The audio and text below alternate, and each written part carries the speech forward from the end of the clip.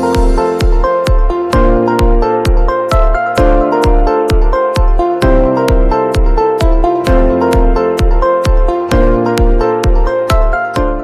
सोचा है कि अगर अनजाने में हुई किसी गलती से किसी का नुकसान हो जाए तो क्या ऐसा करने वाला व्यक्ति अपराधी माना जाएगा? आज हम इसी मुश्किल सवाल का जवाब ढूंढेंगे, और वो भी भारतीय न्याय संहिता की धारा 17 के जरिए। जरा इस बारे में सोचिए, एक पल की चूक, एक छोटी सी गलतफहमी और किसी को नुकसान हो जाता है, तो क्या कानून की नज़र में ऐसा करने वाला एक अपराधी है? ये एक ऐसा सवाल है जो हमारे कानूनी सिस्टम के लिए एक बड़ी चुनौती है, और आज हम इसी पहेली को सुलझाने वाले हैं।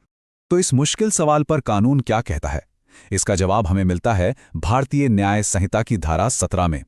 यह धारा खास तौर पर ऐसी ही स्थितियों के लिए बनाई गई है ताकि इरादे और गलती के बीच के फर्क को ठीक से समझा जा सके। अब ये परिभाषा सुनने में थोड़ी कानूनी लग सकती है ना? पर इसका मतलब काफी सीधा है। देखिए, धारा 17 हमारे क्रिमिनल कोड के एक बहुत जरूरी हिस्से जनरल एक्सेप्शंस यानी सामान्य अपवाद का हिस्सा है।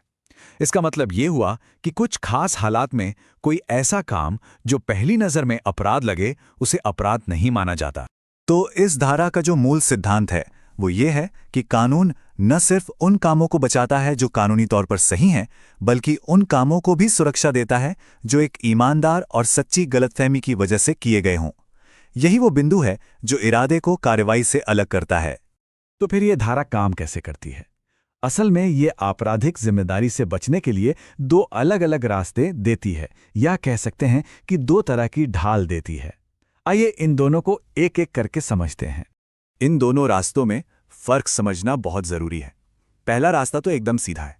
अगर कानून कहता है कि कोई काम किया जा सकता है तो बात वहीं खत्म। पर दूसरा रास्ता थोड़ा ज्यादा पेचीदा है। इसमें हो सकता है कि आप असल में गलत हों, लेकिन अगर आपकी गलती तथ्यों को लेकर थी और पूरी ईमानदारी से की गई थी, तो भी कानून आपको बचा सकता। चलिए अब इस दूसरे रास्ते यानी तथ्य की भूल वाले बचाव को थोड़ा और गहराई से समझते हैं। ये बचाव अपने आप नहीं मिल जाता। इसके लिए एक बहुत ही जरूरी शर्त पूरी करनी होती है, जिसे हम सद्भावना की परीक्षा कह सकते हैं। और वो शर्त है सद्भावना या गुड फेथ। ये सिर्फ एक शब्द नहीं है, बल्कि एक बहुत मजबूत कानूनी मानक है।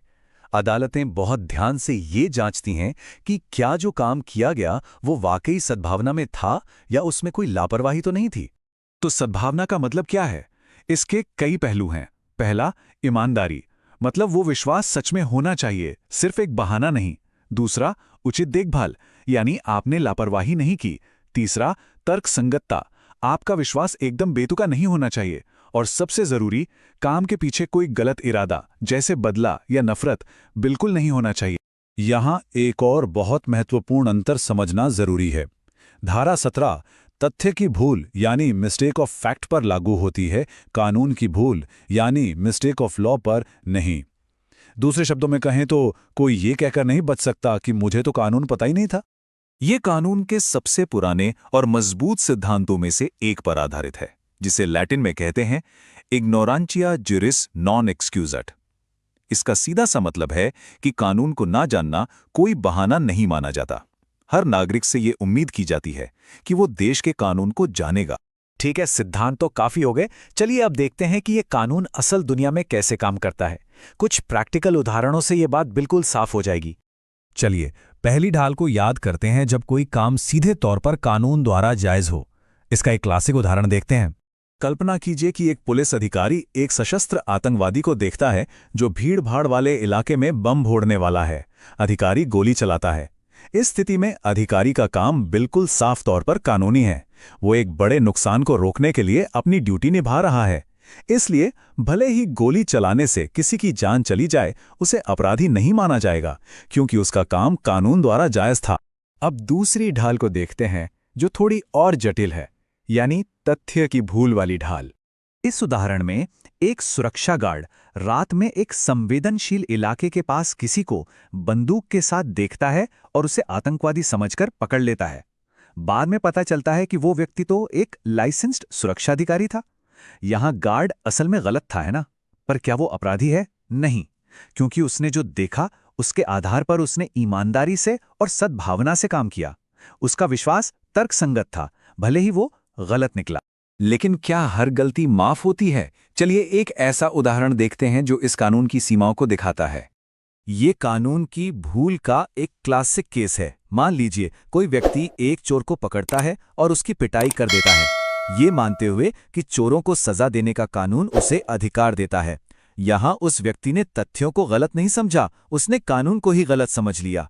उसे खुद ही सजा देने का अधिकार नहीं है, इसलिए धारा 17 उसे नहीं बचाएगी। तो इन सब उदाहरणों और सिद्धांतों का निचोड़ क्या है? ये कानून हमारी न्याय प्रणाली के बारे में क्या कहता है और ये हम सब के लिए क्यों जरूरी है? दरअसल धारा 17 हमारी न्याय को मानवीय बनाती है। ये इस बात को स्वीकार करती है कि इंसान गलतियां कर सकते हैं। ये सुनिश्चित करती है कि जो लोग कानून के दायरे में या नेक इरादे से काम कर रहे हैं, उन्हें अन्यायपूर्ण तरीके से सजा न मिले। ये निष्पक्षता और इरादे के बीच एक बहुत जरूरी संतुलन बनाती है। ये भी ध्यान रखना जरूरी है कि ये कोई बिल्कुल नया विचार नहीं है। भारतीय न्याय संहिता की ये धारा पुराने भारतीय दंड संहिता यानी आईपीसी के दशकों पुराने सिद्धांतों को ही आगे बढ़ाती है। ये हमारे कानूनी सिस्टम में निरंतरता और स्थिरता को दिखाता है, जो एक मजबूत न्याय प्रणाली की निशानी है। आखिर में धारा 17 हमें याद दिलाती है कि कानून सिर्फ नियमों का एक कठोर संग्रह नहीं है। इसका असली मकसद विवेक, संयम और मानवता के साथ न्याय करना है। यह सुनिश्चित करता है कि न्याय की देवी की आंखों पर पट्टी तो बंधी हो, लेकिन उसका दिल कठोर ना हो। जरा एक मिनट के लिए सोचिए, कोई इंसान है जो अपना काम कर रहा है पूरी तरह से कानूनी तरीके से, और अचानक कुछ ऐसा हो जाता है जिसकी किसी ने कल्पना भी नहीं की थी और किसी को नुकसान पहुंच जाता है। तो क्या इसका मतलब ये है कि उस इंसान पर क्रिमिनल केस चलना चाहिए? हमारा कानून इस सिचुएशन को कैसे देखता है? चलिए आज इसी सवाल की तह तक चलते हैं। ये एक लाइन आप कह सकते हैं हमारी क्रिमिनल जस्टिस सिस्टम की नींव है। इसका मतलब सीधा सीधा ये है कि कानून यह मानता है कि दुर्भाग्य से हुई घटनाओं और जानबूझकर आपराधिक इरादे से किए गए कामों में एक बहुत बड़ा फर्क होता है, और आज हम इसी फर्क को डिटेल में समझने वाले हैं। तो आज हम इस पूरे टॉपिक को कैसे समझेंगे? देखिए, पहले हम उस प्रॉब्लम को देखेंगे जिसे सुलझाने के लिए ये कानून बनाया गया। फिर देखेंगे कि कानून इसका क्या जवाब देता है, मतलब भारतीय न्याय संहिता का सेक्शन 18। फिर हम इसकी 7 जरूरी शर्तों को समझेंगे और देखेंगे कि असल दुनिया के केस में ये कैसे लागू होता है। और आखिर में हम बात करेंगे कि ये इतना जरूरी क्यों है। अब देखिए, हमारा समाज कई ऐसी एक्टिविटीज पर चलता है जिनमें थोड़ा बहुत रिस्क तो होता ही है, और यहीं से ये पूरा कानूनी सवाल खड़ा होता है। सोच कर देखिए, अगर हर एक्सीडेंट के लिए जेल जाने का डर हो तो क्या कोई डॉक्टर ऑपरेशन करेगा? क्या कोई कंस्ट्रक्शन वर्कर ऊंची बिल्डिंग पर काम करेगा? या क्या कोई बस ड्राइवर बस चलाएगा? ये डर तो समाज की सारी जरूरी एक्टिविटीज को ही रोक देगा। इसीलिए कानून को इसका एक हल निकालना ही था, और कानून का जवाब है भारतीय न्याय संहिता 2023 का सेक्शन 18। ये सेक्शन उन लोगों के लिए एक तरह की कानूनी ढाल है जो किसी दुर्भाग्य का शिकार हो जाते हैं, न कि उन लोगों के लिए जो लापरवाही से काम करते हैं। तो आसान भाषा में इसका मतलब क्या हुआ? मतलब ये कि अगर कोई इंसान पूरी सावधानी के साथ कोई कानूनी काम कर रहा है और फिर भी कोई हादसा हो जाता है, तो कानून उसे क्रिमिनल नहीं मानता। याद रखिए, ये बचाव लापरवाही के लिए कोई बहाना नहीं है, बल्कि सिर्फ एक सच्चे दुर्भाग्य के लिए सुरक्षा है। लेकिन रुकिए, ये कानूनी प्रोटेक्शन ऐसे ही नहीं मिल जाती। इसे साबित करने के लिए कुछ बहुत ही खास शर्तों को पूरा करना पड़ता है। चलिए समझते हैं कि ये शर्तें आखिर हैं क्या। सेक्शन 18 का फायदा लेने के लिए आपको 7 शर्तें पूरी करनी पड़ती है। ये एक तरह की चेकलिस्ट है। पहला, जो काम किया जा रहा था वो लीगल हो। दूसरा, उसे लीगल तरीके से किया गया हो। तीसरा, उसमें पूरी सावधानी बरती गई हो।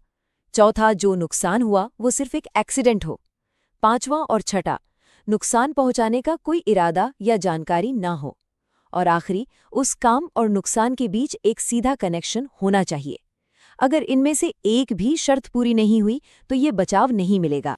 और इन 7 में से जो सबसे जरूरी चीज है वो है पूरी देखभाल और सावधानी बरतना।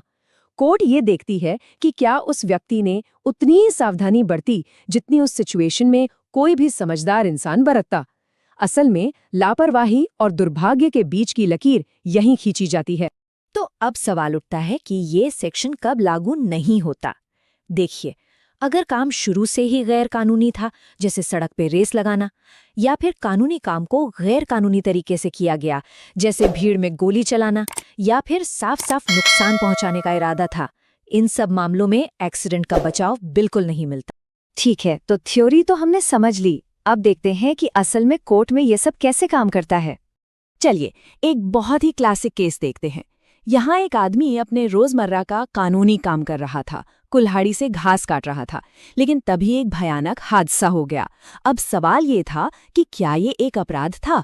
तो कोर्ट ने क्या कहा? कोर्ट ने कहा कि ये कोई क्रिमिनल केस नहीं बनता। ये एक दुखद हादसा जरूर था, लेकिन अपराध नहीं। क्यों? क्योंकि उस आदमी का कोई गलत इरादा नहीं था। वो एक कानूनी काम कर रहा था और उसने सावधानी भी बरती थी। ये सेक्शन 18 के सिद्धांत का एक परफेक्ट उदाहरण है। एक और केस देखते हैं, ये भी काफी दिलचस्प है। यहाँ एक शिकारी कानूनी तौर पर शिकार कर रहा था। उसने जानवर पर गोली चलाई, लेकिन गोली किसी पत्थर से टकराकर रास्ता बदल गई और एक इंसान को जा लगी। अब बताइए, क्या शिकारी को हत्या का दोषी माना जाना चाहिए? और यहाँ भी कोर्ट का फैसला वही था। ये एक हादसा था, अपराध नहीं। शिकारी ने अपनी तरफ से पूरी सावधानी बरती थी, लेकिन जो नतीजा निकला वो पूरी तरह से अनपेक्षित था। ये दिखाता है कि कानून ऐसे अनसोचे नतीजों से कैसे निपटता है। लेकिन इस बचाव की भी एक लिमिट है। ऐसा नहीं है कि ये हर जगह लागू हो जाएगा। इस केस में एक फैक्ट्री में धमाका हुआ, जहां सेफ्टी के नियमों की धज्जियां उड़ाई जा रही थी। यहां भी एक्सीडेंट की दलील दी गई, पर क्या वो कामयाब हुई? कोर्ट ने इस दलील को सिरे से खारिज कर दिया। और क्यों किया? क्योंकि फैक्ट्री मालिकों ने सेफ्टी रूल्स को तोड़ा था। ऐसा करके उन्होंने पूरी देखभाल और कानूनी तरीके वाली शर्तों का उल्लंघन किया था। ये केस साफ करता है कि आप अपनी लापरवाही को हादसे का नाम नहीं दे सकते। अच्छा, अब जो लोग पुराने कानून यानी इंडियन पीनल कोड को जानते हैं, उनके मन में एक सवाल आ सकता है। तो मैं बता दूं कि बीएनएस का सेक्शन 18 असल में पुराने आईपीसी के सेक्शन 80 जैसा ही है। बस कानून का नाम और नंबर बदला है, लेकिन जो सिद्धांत है, जो इसकी आत्मा है, वो बिल्कुल वैसी ही है। तो चलिए, अब आखिर में ये समझते हैं कि ये पूरा कानूनी सिद्धांत इतना ज़रूरी क्यों है। ये सिर्फ कोई टेक्निकल नियम नहीं है, बल्कि ये हमारी न्याय की समझ की बुनियाद है। सीधी सी बात है, ये सेक्शन पक्का करता है कि कानून सजा सिर्फ उसे दे जिसका मन दोषी हो, जिसका इरादा गलत हो। ये हमारी न्याय व्यवस्था को बेतुकेपन से बचाता है और समाज को बिना किसी बेवजह के डर के काम करने देता है। तो इस पूरी बातचीत का निचोड़ बस इतना ही है। क्रिमिनल कानून का मकसद गुनहगारों को सजा देना है, उन लोगों को नहीं जिनकी किस्मत खराब थी। और यही वो सबसे अहम बात है जो हमें समझनी है। हर दुखद घटना एक अपराध नहीं होती, और सेक्शन 18 हमारे कानून की मदद करता है ताकि वो एक अपराध और एक त्रासदी के बीच के इस जरूरी फर्क को हमेशा बनाए रखे। चलिए, आज भारतीय न्याय संहिता की धारा 33 को समझते हैं, जो कानून में एक तरह से कॉमन सेंस का काम करती है। अच्छा, एक सिचुएशन सोचिए। आप एक खचाखच भरी मेट्रो में सफर कर रहे हैं और अचानक कोई गलती से आपके पैर पर चढ़ जाता है। गुस्सा तो आएगा, थोड़ी झुंझलाहट भी होगी, पर क्या ये सच में एक जुर्म है? क्या इसके लिए पुलिस को बुलाना सही होगा? यही छोटा सा सवाल हमें आज के विश्लेषण के दिल में ले जाता है। तो सवाल यही उठता है कि क्या ये एक अपराध है? कानून की नज़र में इसका जवाब क्या होना चाहिए? आइए इस कानूनी पहेली को सुलझाने की कोशिश करते हैं। देखिए, इसका जवाब सीधा सा हाँ या ना में नहीं है। जवाब कानून के एक बड़े ही प्रैक्टिकल, बड़े ही कॉमन सेंस वाले प्रिंसिपल में छिपा है। ये एक ऐसा फिल्टर है जो रोजमर्रा की मामूली दिक्कतों को उन गंभीर अपराधों से अलग करता है जिन पर कानून को वाकई में ध्यान देना चाहिए। और इसी को आप कह सकते हैं कानून का अपना कॉमन सेंस। ये वो कानूनी सोच है जो ये पक्का करती है कि न्याय का पहिया हर छोटी मोटी बात पर ही न घूमने लगे। और ये कोई आज की बात नहीं है, ये सोच तो सदियों पुरानी है। एक रोमन कहावत से आती है, दे मिनिमिस नॉन क्यूराट लेक्स।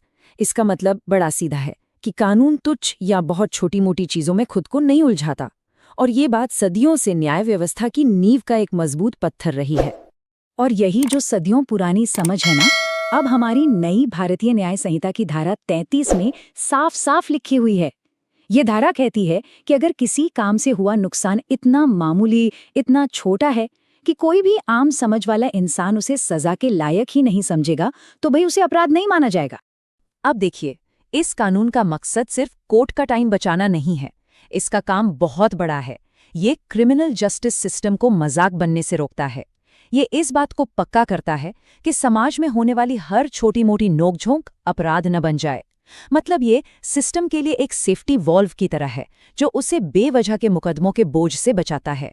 मगर सबसे बड़ा सवाल तो ये है कि कोई जज ये तय कैसे करता है कि कौन सी बात छोटी है और कौन सी नहीं।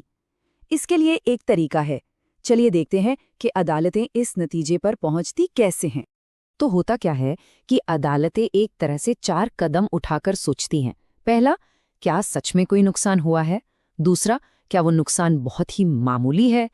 तीसरा, और ये सबसे जरूरी है, क्या एक आम समझदार इंसान इसे क्रिमिनल केस बनाने लायक समझेगा? और चौथा, उस घटना का पूरा कॉन्टेक्स्ट क्या था, इरादा क्या था, माहौल कैसा था, ये सब देखा जाता है। और हाँ, यहाँ एक बात गांठ बांधने वाली है। कानून ये नहीं देखता कि शिकायत करने वाला व्यक्ति कितना ज्यादा संवेदनशील है। कानून एक निष्पक्ष बाहरी नजरिए से देखता है, एक रीजनेबल पर्सन, यानी कि एक आम समझदार इंसान के नजरिए से। यही चीज इस सिद्धांत को व्यक्तिपरक यानी सब्जेक्टिव होने से बचाती है। पर रुकिए, कहानी में एक ट्विस्ट है। हर छोटी दिखने वाली बात कानूनी तौर पर छोटी नहीं होती। कुछ हालात ऐसे होते हैं जहां ये फिल्टर काम करना बंद कर देता है।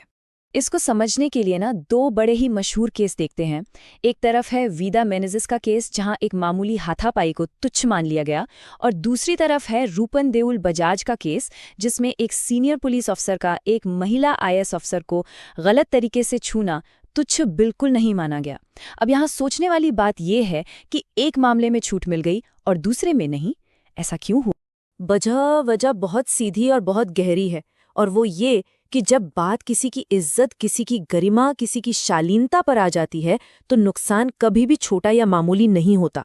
शारीरिक चोट शायद छोटी हो, लेकिन गरिमा पर किया गया हमला हमेशा गंभीर माना जाता है, और यही इस सिद्धांत की सबसे अहम सीमा है। तो ये सब देखकर हमें क्या समझ आता है? हम पहुंचते हैं धारा 33 की असली आत्मा तक, जो है तकनीकी नियमों से ऊपर उठकर असली न्याय को प्राथमिकता देना। तो आखिर में ये धारा 333 इतनी जरूरी क्यों है? पहली बात, ये दिखाती है कि हमारा कानून सख्त होने के साथ साथ समझदार भी है। ये इस बात को मानता है कि जहां इंसान रहेंगे वहां छोटी मोटी बातें होती रहेंगी। ये कठोर नियमों की जगह प्रैक्टिकल न्याय को चुनता है और कानून की किताबों और असल दुनिया के बीच एक पुल की तरह काम करता है। और हाँ, एक बात और जाननी जरूरी है, ये कोई एकदम नया कॉन्सेप्ट नहीं है। जो भारतीय न्याय संहिता की धारा 33 है, वो असल में पुराने भारतीय दंड संहिता यानी आईपीसी की धारा 95 का ही एक तरह से नया अवतार है। सिद्धांत वही है, सोच वही है। ये कानूनी स्थिरता और निरंतरता को दिखाता है। आखिर में धारा 33 हमें बस एक सीधी सी बात याद दिलाती है कि क्रिमिनल लॉ एक बहुत ही सीरियस टूल है, एक बहुत शक्तिशाली हथियार है, और इसका इस्तेमाल गंभीर अपराधों से निपटने के लिए होना चाहिए, न कि रोजमर्रा की छोटी-मोटी खींचतान के लिए।